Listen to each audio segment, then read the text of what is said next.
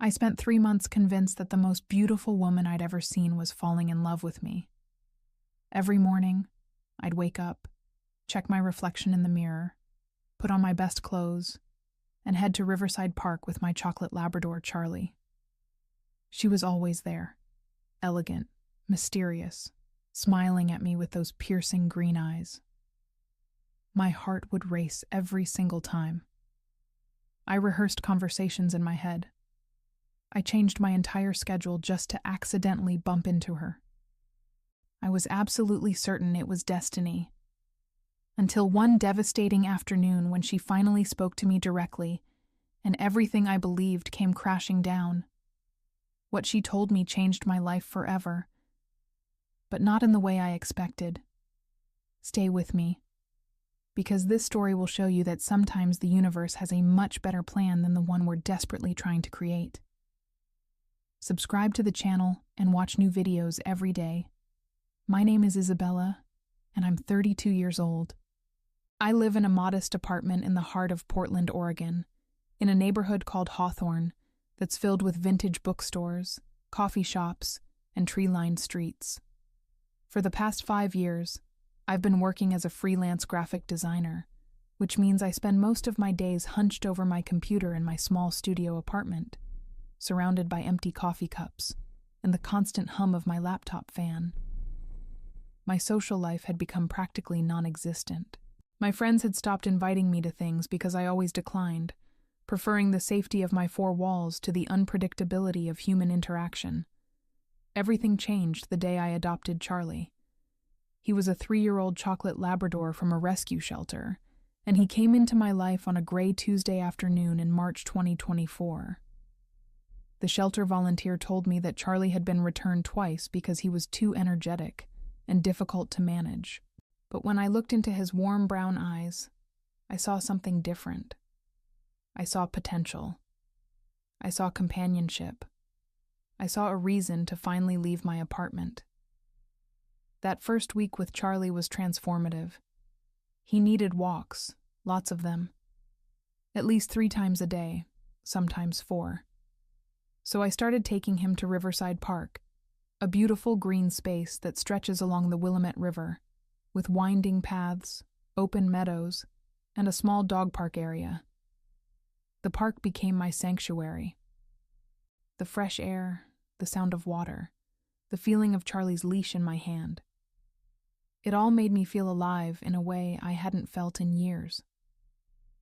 It was on a Thursday morning in early April when I first saw her. She was standing near the river's edge, wearing an elegant cream-colored linen shirt and perfectly fitted dark jeans. Her dark hair was pulled back in a sleek ponytail, and she had the kind of effortless grace that made everyone around her seem clumsy by comparison. She was watching the water, completely lost in thought, when Charlie suddenly pulled me in her direction. He had a habit of approaching other people, especially women, and I was always apologizing for his enthusiasm. But this woman didn't seem bothered. She turned, smiled, and knelt down to Charlie's level without hesitation. "Oh, what a beautiful boy," she said, running her hands through his fur with genuine affection. "Look at that coat. Absolutely gorgeous." I felt my cheeks flush. She was talking to Charlie, of course, but I pretended she was talking to me. I stood there awkwardly, holding the leash, trying to think of something witty to say. Nothing came out. She looked up at me briefly, smiled politely, and then returned her attention entirely to Charlie, scratching behind his ears and speaking to him in a soft, gentle voice. "What's his name?" she asked, still focused on the dog. "Charlie," I managed to say. He's a rescue. I just got him a few weeks ago." "He's wonderful," she said, standing up and brushing dog hair from her jeans. "You're lucky to have each other." Then she walked away, disappearing down the path toward the parking area, leaving me standing there with my heart pounding and my mind already spinning with fantasies. I didn't see her again for another week, but when I did, on a sunny Friday morning, the first truly warm day of spring, I made sure to be at the park at the exact same time. She was there, near the same spot by the river, and when she saw Charlie, her entire face lit up. She spent 15 minutes with us, asking questions about his breed, his age, his personality. She even mentioned that she loved dogs and spent a lot of time around them. That's when I became convinced. She was interested in me. She had to be. Over the next 3 months, from April through June 2024, I orchestrated my entire life around the possibility of seeing her at the park. I started dressing differently, wearing clothes that I thought were flattering, putting on makeup even though I was just going for a walk, styling my hair in ways that felt both casual and intentional. I bought new outfits from the boutique on Division Street. I started wearing perfume. I changed my walking schedule, trying different times of day to increase the chances of running into her. And it worked. Or at least, it seemed to work. I saw her frequently, sometimes 3 or 4 times a week. She always stopped to pet Charlie, always smiled at me, always asked how he was doing. We had brief conversations. She told me her name was Victoria. She mentioned that she worked nearby. She seemed genuinely interested in Charlie's development and behavior. I became obsessed. I started researching her on social media, though I could never quite find the right profile. I imagined scenarios where we would finally have a real conversation, where she would realize that I was the one she was supposed to meet. I pictured us getting coffee together, going on dates, eventually building a life together. All of this based on the fact that she pet my dog and smiled at me. My best friend Diane tried to warn me. One evening in late May, we were having dinner at our favorite Thai restaurant on Belmont Avenue, and I couldn't stop talking about Victoria. "Isabella," Diane said gently, setting down her fork. "You don't actually know this woman. You've had maybe 5 conversations with her, all of which were about Charlie." "But she clearly likes me," I insisted. "Why else would she always be at the park? Why else would she spend so much time with Charlie?" "Maybe she just likes dogs," Diane suggested carefully. I dismissed her concerns. I was certain that Diane was just being pessimistic, that she didn't understand the connection Victoria and I had. I was certain that love was blooming right there in Riverside Park, one dog walk at a time. By June, I had constructed an entire fantasy life in my head. I knew exactly how I would ask her out. I had rehearsed it 100 times. I imagined her saying yes. Imagined us laughing about how we met. Imagined telling this story to our future children. It sounds ridiculous now, but at the time, it felt absolutely real to me. And then, on a warm afternoon in mid-June, everything changed. The day started like any other day. It was Tuesday, June 18th, 2024, and the weather in Portland was absolutely perfect. Sunny, warm, with just a slight breeze coming off the river. I had taken extra care with my appearance that morning. I wore a pale blue sundress that I thought complemented my eyes, and I had spent 20 minutes curling my hair.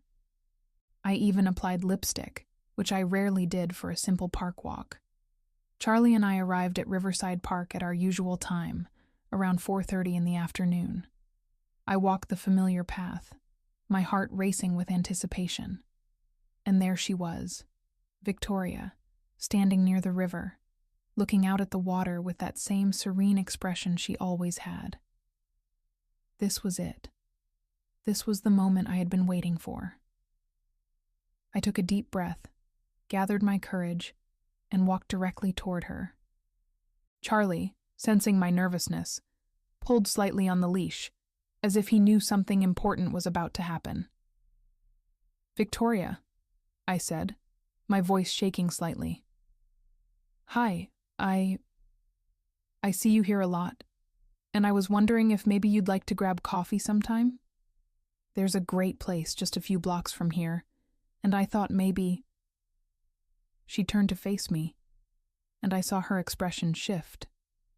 It wasn't the warm, flirtatious look I had been imagining. It was something else entirely. It was surprise, mixed with something that looked almost like embarrassment. "Oh," she said, and there was a pause that felt like it lasted forever. "Isabella, I'm really glad you asked me that, because I've actually been wanting to talk to you about something."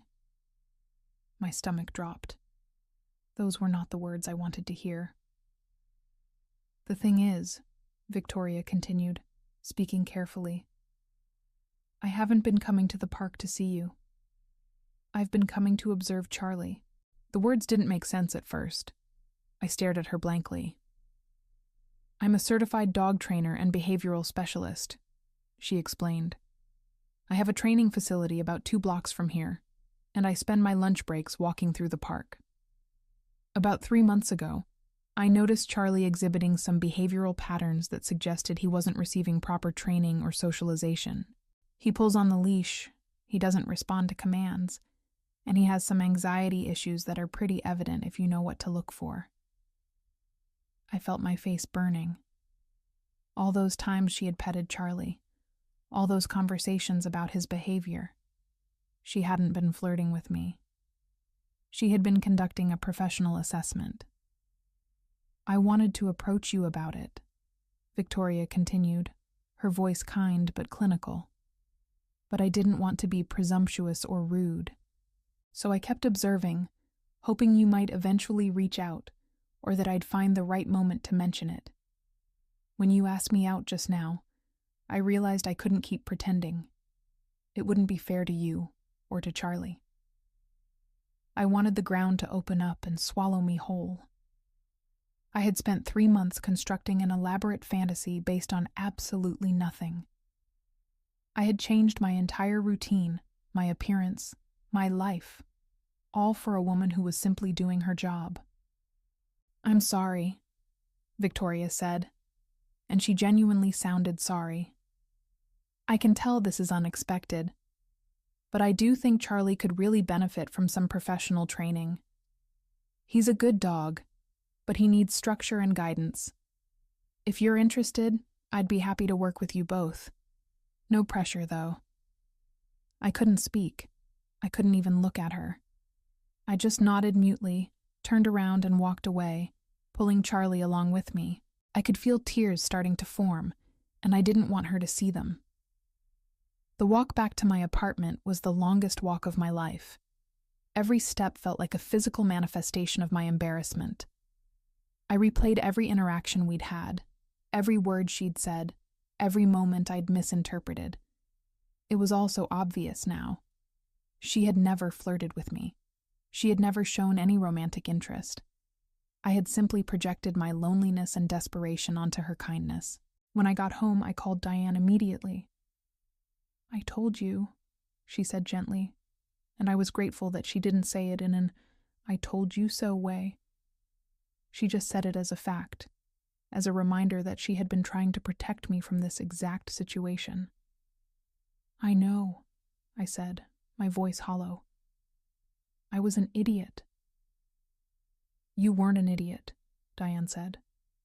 "You were lonely. There's a difference." That night, I sat in my apartment with Charlie, and for the first time, I really looked at him. I noticed the way he pulled on the leash during our walks. I noticed how he didn't respond when I called his name. I noticed how he seemed anxious in certain situations, how he would bark at other dogs even though he clearly wanted to play with them. Victoria had been right. Charlie did need training. And maybe, I thought, so did I. The next morning, I did something that terrified me. I called Victoria's training facility and asked if she had any availability for a consultation. The receptionist told me that Victoria had an opening on Thursday afternoon. I booked it. For the next 2 days, I was a nervous wreck. I kept imagining how awkward it would be, how Victoria would judge me for my ridiculous behavior at the park. But I also knew that I couldn't let my embarrassment prevent Charlie from getting the help he needed. And somewhere deep down, I knew that I couldn't let this moment pass without trying to salvage something from the wreckage of my fantasy. On Thursday, June 20th, 2024, I walked into Victoria's training facility with Charlie on a leash, my heart pounding in my chest. The facility was beautiful, a converted warehouse space in the industrial part of Portland, with high ceilings, natural light streaming through large windows, and various training equipment scattered throughout. There were agility obstacles, treat stations, and comfortable seating areas. Several other dogs were there with their owners, working with trainers on various exercises. Victoria appeared from a back room, and when she saw me, she smiled. A genuine, warm smile that wasn't the polite smile I had misinterpreted before. "Isabella," she said, "I'm so glad you called. Come on back to my office and we can talk about what Charlie needs." As I followed her down the hallway, I realized something important. I had been so focused on the fantasy of Victoria that I had never actually gotten to know her as a real person. And now, I was about to have the opportunity to do exactly that. Victoria's office was small but comfortable, with dog training certifications on the walls, photos of dogs she had worked with, and a large desk covered with training plans and behavioral notes. She gestured for me to sit in one of the comfortable chairs across from her desk, and she settled into her own chair with a notepad. "So," she said, clicking her pen thoughtfully, "tell me about Charlie's history. What do you know about him from the shelter?" For the next hour, we talked about Charlie. Victoria asked detailed questions about his behavior, his triggers, his strengths. She took extensive notes. She explained her training philosophy, which was based on positive reinforcement rather than punishment. She told me about her background, how she had studied animal behavior in college, how she had gotten certified as a trainer, how she had opened her facility 5 years ago. As she talked, I found myself genuinely interested in what she was saying. Not because I was trying to manufacture romantic interest, but because she was genuinely fascinating. She was passionate about her work. She cared deeply about the dogs and their owners.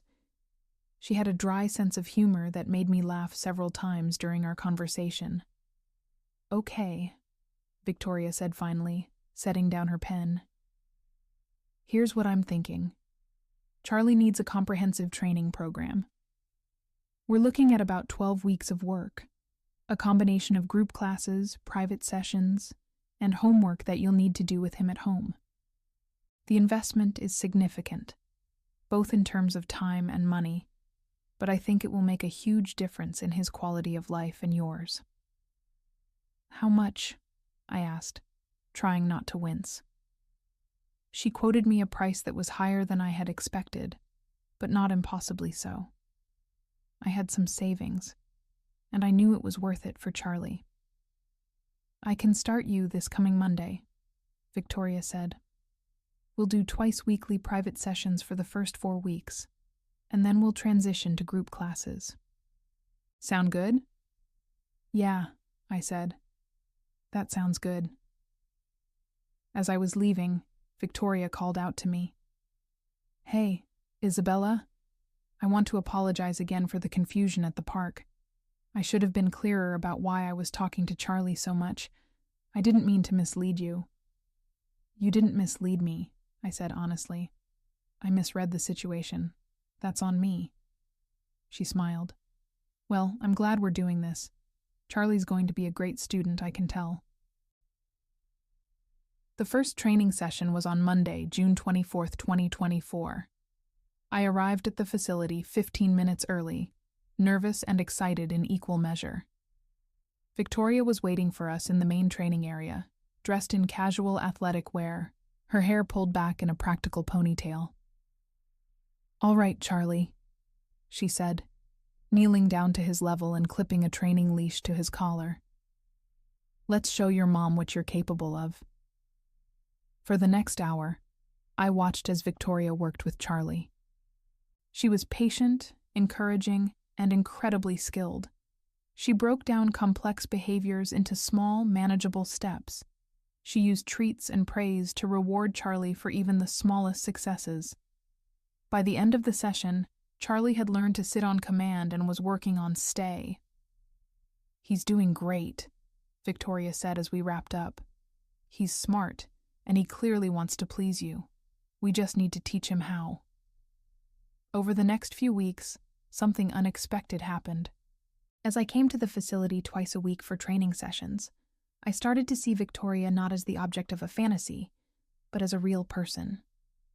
I learned that she had grown up in Seattle, that she had a complicated relationship with her family, that she loved hiking and cooking, that she had a dry sense of humor that often caught me off guard. And I learned that she was genuinely kind. Not in the performative way that I had initially interpreted, but in a deeper, more authentic way. She cared about her clients. She remembered details about their lives. She asked follow-up questions. She celebrated their successes. By early July, Charlie was making remarkable progress.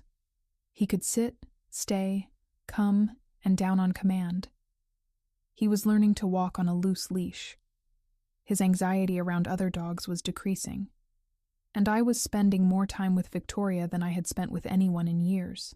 One afternoon in mid-July, after a particularly successful training session, Victoria suggested something unexpected. "Hey," she said casually, as I was putting Charlie's leash back on. "There's a great outdoor concert series happening at Tom McCall Waterfront Park this Friday night. I was thinking about going. Would you and Charlie want to join me? They're very dog-friendly, and the weather is supposed to be beautiful." My heart stopped. Was she asking me out? Like, as friends? I asked carefully, not wanting to make the same mistake twice. Victoria laughed, a genuine, warm laugh. "Well, I was thinking maybe as more than friends, but I understand if you want to start with friends. I know the park situation was confusing, and I don't want to rush anything. But I have to admit, I've really enjoyed getting to know you over the past few weeks, and I think you're pretty great." I felt my face flush, but this time it was different. This time, it was real. "Yeah," I said, smiling. "I'd like that. As more than friends, I mean." "Great," Victoria said, and she was smiling too. "It's a date. Friday at 7. There's a food cart pod nearby, so we can grab dinner first if you want." The concert on Friday, July 19th, 2024, was perfect in every way that my fantasy had never been. The weather was beautiful, warm, but not hot, with a gentle breeze coming off the river. The sky turned shades of pink and orange as the sun set. The band was a local indie group that was actually really good. And Victoria was exactly who I had imagined she might be, except better, because she was real. We sat on a blanket that Victoria had brought, with Charlie lying contentedly between us, his head resting on my lap. We shared a pizza from one of the food carts and talked about everything: our childhoods, our dreams, our fears, our favorite books and movies. Victoria told me about a particularly difficult dog case she had worked on, a German shepherd with severe aggression issues that she had managed to rehabilitate over the course of 6 months.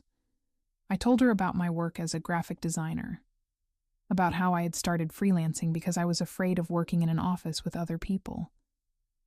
"Why were you afraid?" Victoria asked gently. "I don't know," I said honestly.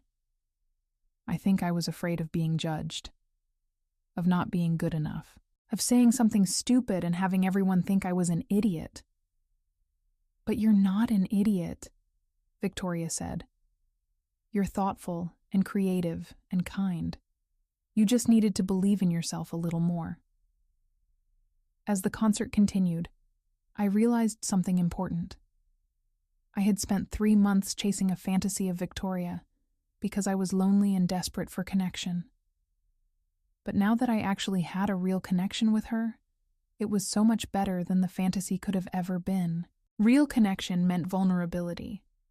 It meant being seen for who you actually were, not who you wanted someone to think you were. It meant that Victoria knew about my embarrassing misinterpretation of her intentions, and she didn't judge me for it.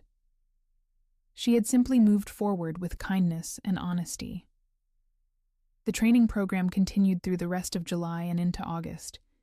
Charlie was becoming a well-behaved, confident dog, and Victoria and I were becoming something more than just trainer and client. We started spending time together outside of training sessions. We went to farmers markets. We hiked in Forest Park. We cooked dinner together at my apartment. We took Charlie to the dog park and watched him play with other dogs, his anxiety completely gone. On August 15, 2024, Victoria told me something that made me understand her even better. We were sitting on my apartment balcony, watching the sunset over the city, when she said, "You know, when I first started observing Charlie at the park, I wasn't just doing it professionally. I was interested in you. But I didn't know how to approach you without being weird about it. So I used Charlie as an excuse to interact with you, and I told myself it was purely professional." "Really?" I asked, surprised. "Yeah," she said. "I thought you were beautiful and interesting, but I also genuinely thought Charlie needed training. So it wasn't a lie exactly. It was just incomplete. I was waiting for the right moment to tell you the truth, and then you asked me out. And I realized I had to be honest with you." "I'm glad you were," I said. "Me too," Victoria said. "Because now we're here, and it's real, and it's so much better than anything I could have imagined." By September 2024, 3 months after that first awkward conversation at the park, my life had transformed in ways I never could have anticipated. Charlie was a completely different dog, confident, well-behaved, and genuinely happy. Victoria and I were officially together, and it felt natural and right in a way that my fantasy never could have. But the most important transformation was internal. I had learned something crucial about myself. I had been so desperate to escape my loneliness that I had projected an entire relationship onto a stranger. And while that had been embarrassing and painful, it had also been necessary. It had forced me to confront my isolation and to take steps to change it. On September 20th, 2024, Victoria suggested something that would have terrified me 6 months earlier. "I have a proposition," she said. We were at her apartment, a beautiful loft in the Pearl District with exposed brick and large windows overlooking the city. "My training facility is growing, and I need help with the administrative side of things. I was wondering if you'd be interested in doing some graphic design work for me. Website redesign, marketing materials, that kind of thing. And maybe eventually you could consider working here part-time if you wanted to.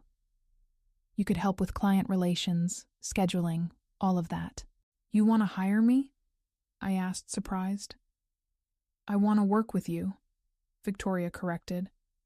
"And I want you to start getting out more, connecting with people, building a life outside of your apartment. Working here would give you that. Plus, I think you'd be really good at it." I thought about it for about 2 seconds before saying yes. By October 2024, I had redesigned Victoria's website, created new marketing materials, and started working at the facility 2 days a week. I was meeting new people, other trainers, clients, dog owners. I was building a life that felt full and real and authentic. One afternoon in late October, Diane came to the training facility to pick up Charlie after a group class. She watched as I helped a nervous new client understand the basics of positive reinforcement training, and afterward, she pulled me aside. "Look at you," she said, smiling. 6 months ago, you wouldn't have been able to do this. You would have been too anxious." "I know," I said. "I'm different now." "You're not different," Diane said. "You're just finally being yourself, and you're letting other people see you." That evening, Victoria and I took Charlie for a walk in Riverside Park, the same park where this whole story had started. We walked the same paths, but everything felt different now. I wasn't looking for signs or trying to manufacture connection. I was just present, enjoying the moment, enjoying the company of someone I genuinely cared about and who genuinely cared about me. You know what's funny? I said to Victoria as we walked along the river. If you had just told me at the beginning that you were a dog trainer and that Charlie needed training, I probably would have been defensive. I might have thought you were criticizing me. But because of how it all unfolded, I was open to it. Sometimes the universe knows better than we do, Victoria said, squeezing my hand.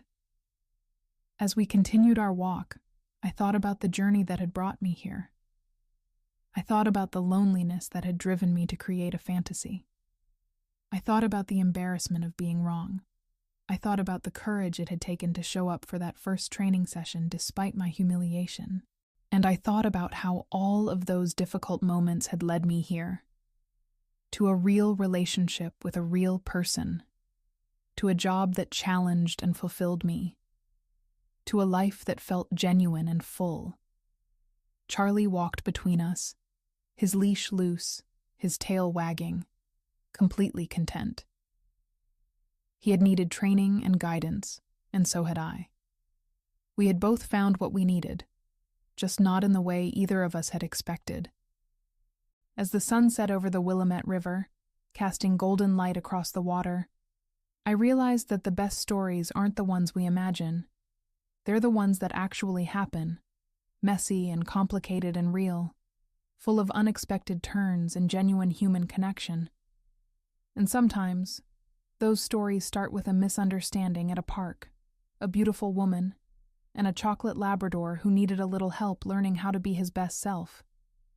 Thank you so much for listening to this entire story with me. I hope it touched your heart and reminded you of something important. Sometimes, the greatest love stories are the ones we don't plan, the ones that arrive quietly, through unexpected doors, carried by moments of honesty and vulnerability. Here's my advice for you. Don't be afraid to be wrong. Don't be afraid to be embarrassed.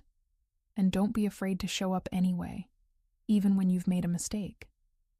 Because it's in those moments of courage, when we face our own foolishness and choose to move forward anyway, that real growth happens. That real connection becomes possible. If you've made it this far, I want to ask you to do something for me.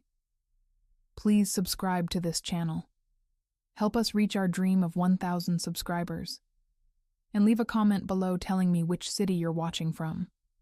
I want to know how far this story is traveling, how many hearts it's reaching. Thank you for being here. Thank you for believing in stories. Thank you for being part of this community. I bless you all with love, with courage, and with the wisdom to recognize real connection when it arrives, even if it doesn't look exactly like you imagined it would. Until next time, take care of yourselves and each other.